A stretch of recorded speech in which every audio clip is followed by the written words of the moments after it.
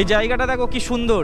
এগুলো কি গাছ আমি জানি না, শাল গাছ তো নয়, কিন্তু খুব সুন্দর জায়গা।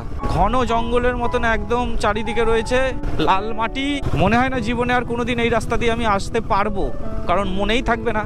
এই ফাঁকে এইসব সৌন্দর্যকে উপভোগ করে নেওয়া ভালো।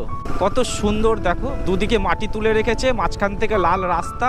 আর এগুলো মনে হয় শিরীষ গাছ ফাছ এরকম কিছু একটা হবে, সরু সরু পাতা, গায়ের রং সাদা, সম্পূর্ণ মাটির রাস্তা। বর্ষাকালেতে এই রাস্তার অবস্থা খুব কেরোসিন হয়ে যায়।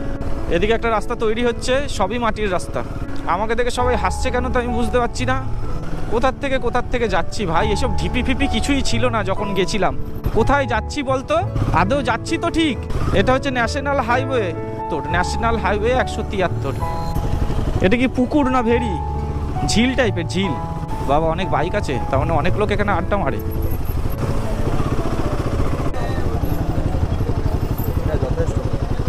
খারাপ রাস্তার পর এরকম একটা ভালো জায়গা পাবো আমি তো ভাবতেই পারিনি। দেখো এসো, এখানে দাঁড়ানোর জন্য ভিউ পয়েন্ট করে দিয়েছে, নিচে চেয়ার, ওখানে নৌকা আছে, নৌকা বিহার করতে পারবে। এই যে সিঁড়ি দিয়ে নেবে, নৌকা বিহার করো।